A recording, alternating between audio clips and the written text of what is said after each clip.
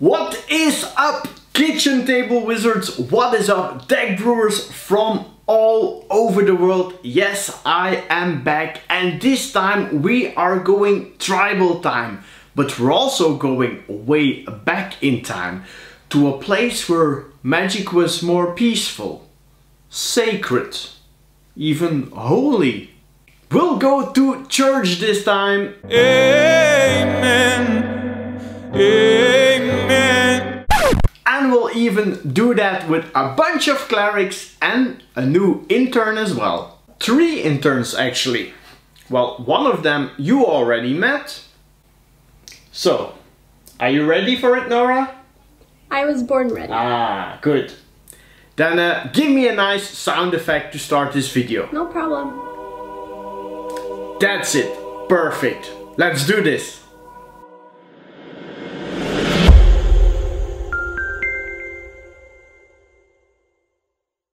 So before we head into the Basilica, a little message from our partner, the Pope of Cards Card Market. It's the best place to find your sanctums, your charms, your holy water to build an amazing cleric deck. And if you're new and you want to try out Card Market, go to the link in the description below and sign up using my username. This way you can also support the show. If you want to support the show, you can also subscribe, and if you leave a comment, Nora right here, she will do a nice TikTok video in a theme of magic dressed as a nun. No, Bram, I will not do a TikTok magic dance dressed like a nun. Okay, I thought it was a good idea. Maybe we just give away a Card Market voucher to some of you who puts in the comments which cleric you would like to add into this deck. Let's start with the lands. Now we casual magic fans, we need to stay stylish with our lands, and this is also something our clerics appreciate. We play 7 plains and an equal amounts of swamps to start off. And because we play clerics, I wanted to include a place of worship. Mark Poole gave us this henge, and this obelisk comes from the creative hands of Jonas de Roo. Fixing our mana we will do in a basilica, on a scarred barrens or a tainted field. And a group of clerics is never complete without a temple rite. So I included 2 copies of the Temple of Silence. Shh. In front of this temple we'll find a nice radiant fountain which will give us some life. Now the next land is part of a combo I built with clerics in 2002. Oh my god, I'm getting old. Hot diggity! It's a cleric tribal land called Starlit Sanctum. It gives some mana, you can sacrifice a cleric to gain life equal to its toughness, or have your opponent lose life equal to the sacrificed cleric's power. Now some more info on this combo in the end of the video. Now let's look at some holy people. We saw an interesting land called Starlight Sanctum, and so we'll need to get this land with a weathered wayfarer. Some more 1-drops we play are a Soul Warden for some life gain, a Planner Guide for some extra protection, and for some more protection, Mother of Runes. Now our church has also a dark side. If you only knew the power of a dark side. So I included 3 Archfiend's vessels. A small life-linking cleric that turns into a big demon.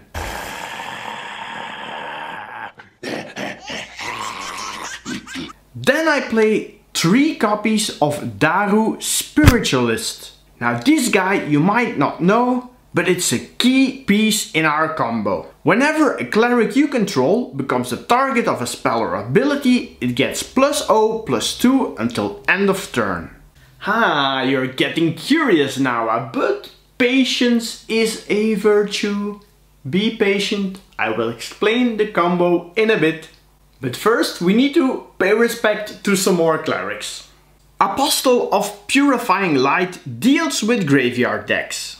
Clerics of Life's Bond can get big soon, which is useful for our starlit sanctum. And Pitiless Pontiff sacrifices another cleric to have it gain death touch and indestructible until end of turn, which is a nice defensive card and ideal to get the Archfiend's Vessel in the graveyard. Disciple of Griselbrand and Eily can also sacrifice creatures to gain life equal to their toughness. The Bishop draws us some extra cards with clue tokens, and a Fiend Hunter deals with evil creatures. Edgewalker is also really good in this deck. It makes our cheap clerics even cheaper. And with him on the battlefield you can play your Drana's Emissary and Sin Collector for just 1 colorless mana. Taborax is a flying demon cleric that provides some card draw, and it gets bigger if more clerics are sacrificed.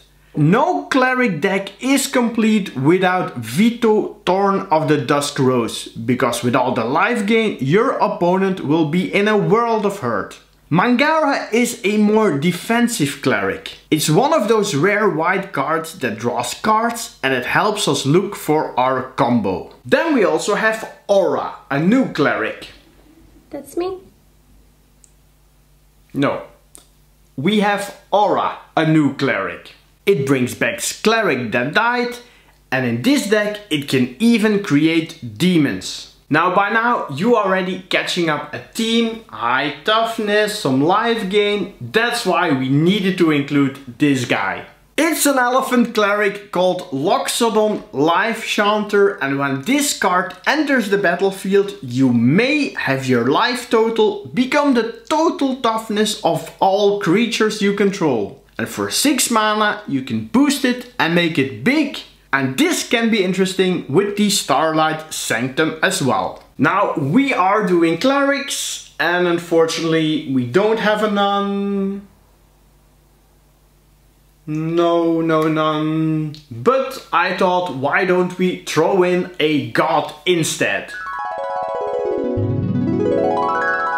Atreus Shroud Veiled is a 4/7 and it's an enchantment as long as you don't have Devotion to White and Black of 7 or more. Meaning you need to have 5 more black or white mana symbols on the battlefield together with Atreus. Now this card combos great with the Archfiend's Vessel, but it can also act as a solid defense system for your team. Now we also play a little bit of instants and sorceries. Village Rites is on flavor with some evil clerics on the picture, and Orzhov Charm is a removal spell that can also get back our 1-drops. Diabolic Tutor helps us search for our combo pieces, and Call of the Dead Dweller is also a great recursion spell that has plenty of targets in the deck.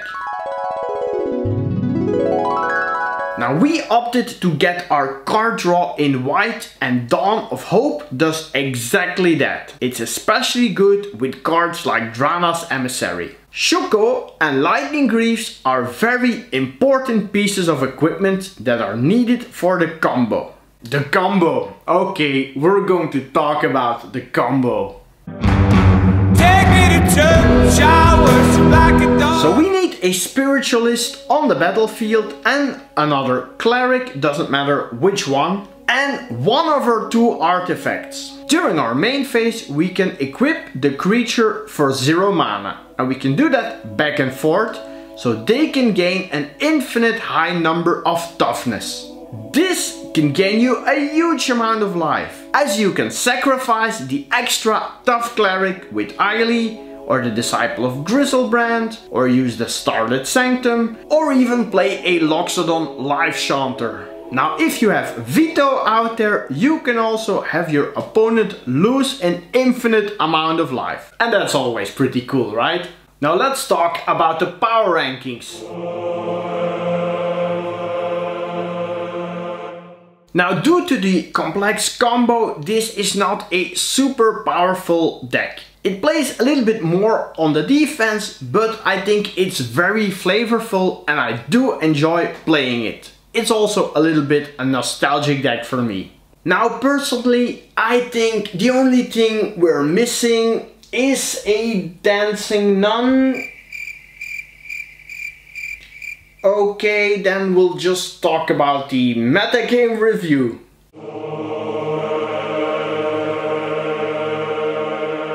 The life gain makes the deck resilient versus aggro decks. Against mid-range and combo decks it's a bit more vulnerable, and it doesn't really like the control deck, because these guys always mess up your game plan. Now we have one more slide to go. The winner of our card market voucher. You're not going to get a dancing nun, you're going to get a 10 euro voucher. Here is the winner. Roman Miske, congratulations. Check out the info how to contact me below. So this was the deck, I hope you enjoyed it, and as always, keep it casual and see you next time.